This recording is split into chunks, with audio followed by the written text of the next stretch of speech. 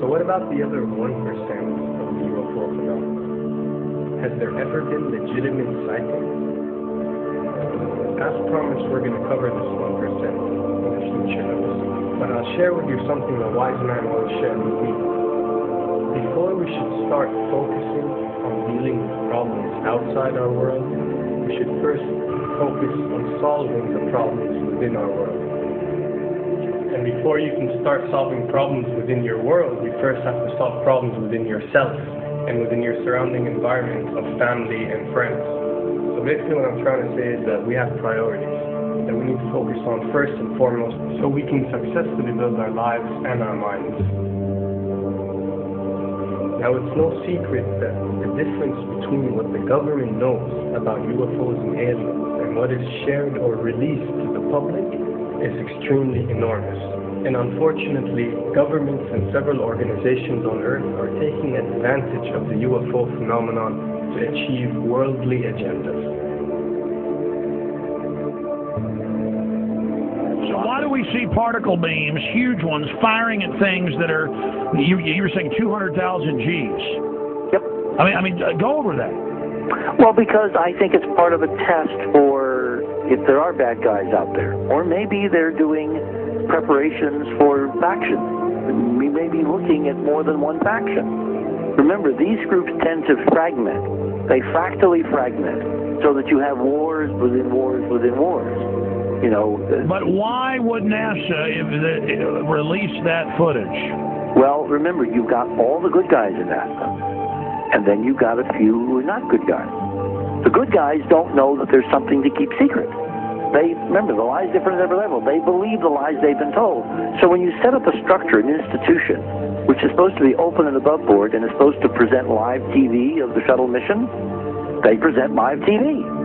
Now, the controllers can't say, oh, well, you can broadcast this, but you can't broadcast that.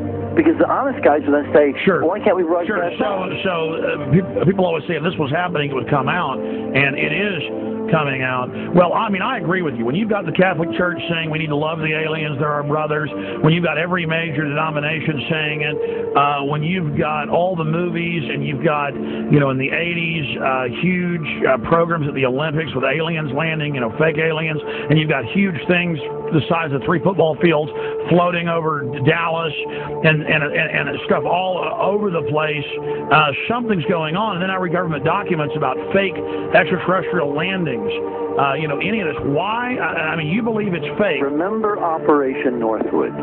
Yes. Okay. Or we can go to the, September 11th. Governments do huge, big things to sway populations at key nodal points in history. They love hoaxes. Yeah, well, they manufacture history is what it is. We are building, all my UFO friends, I need to shake them because they're so...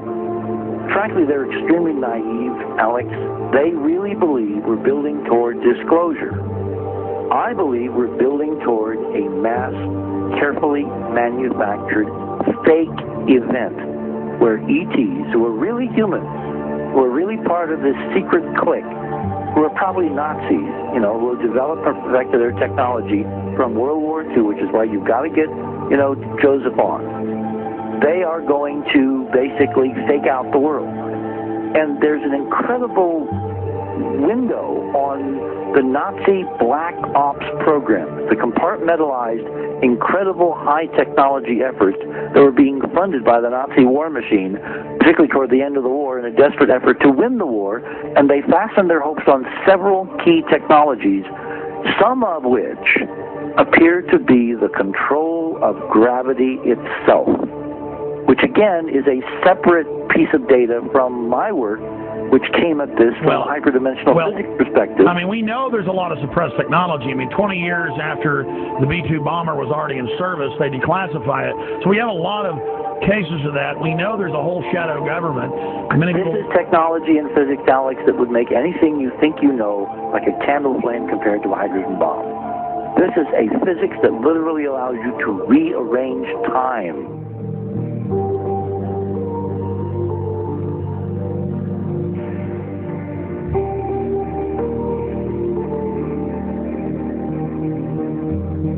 But I mean, imagine you've got all these compartments in these pyramids, pyramids within pyramids of compartmentalization. That's why that's the New World Order symbol. And I mean, we don't know what they've got because they are so secret. We know they lie so much. We just know it's advanced. Mainline scientists say they're 30 years advanced. So Richard C. Hoagland, what I'm saying to you is, I'm entertaining what you're saying. I respect you. I think you're a great guy. My only issue is, like you said, dealing with what we know they could be up to. The fact, Alex, we have done experiments. We have our own data. We have experiments now from the Soviet Union. 30, 40 years when the Iron Curtain came down, you know, when Glasnost finally prevailed, a huge amount of stuff was declassified from the KGB as well.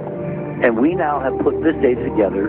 We not only know what the physics is, we know what it can do, we know what it's based on, we know how to make it work. We've seen in our own experiments ample evidence. We've seen experiments across the American landscape and even in Europe that vindicate various parts of this. And the latest thing I'm working on, it looks like von Braun himself was deeply involved in some of this early physics experimentation, but they're keeping all the good stuff for themselves. The reason is that if we got access to the good stuff, if we got access to the technologies, the energy, you know, we wouldn't be worried about $4, $5 a gallon gas or $10 a gallon gas. We would live like people are supposed to live, all 6 billion of us who could live lightly on the earth, Alex, with this technology. And live longer. Absolutely, and better, and, you know, you could live to 200-300 and have the virility of your 20s and 30s. There's extraordinary medical breakthroughs, there's extraordinary physics breakthroughs, technology breakthroughs, energy. It's all been kept away.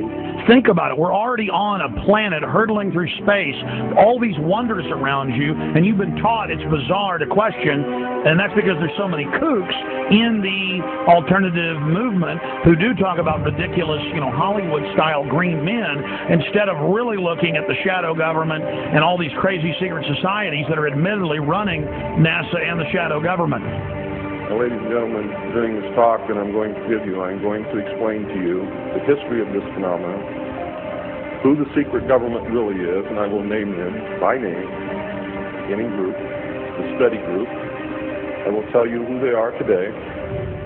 I'm going to tell you what this is all about. I'm going to tell you who's selling drugs to your children, and I'm going to tell you why the United States government is afraid for you to find out what the truth is regarding UFOs.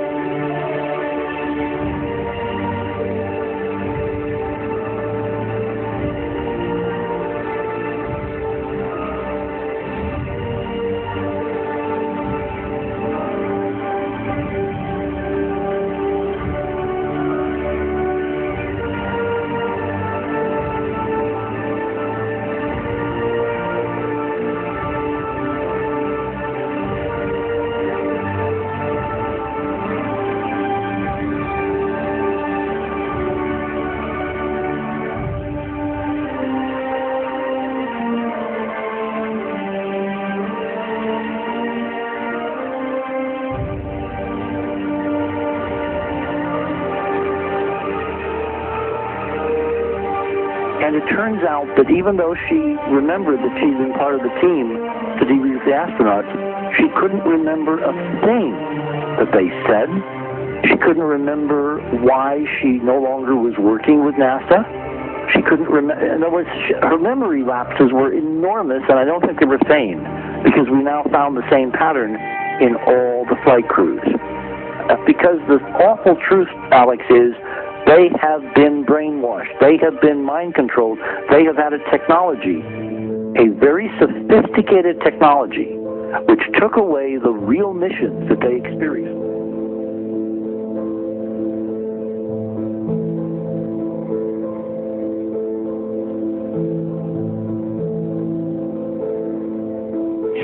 Sorry.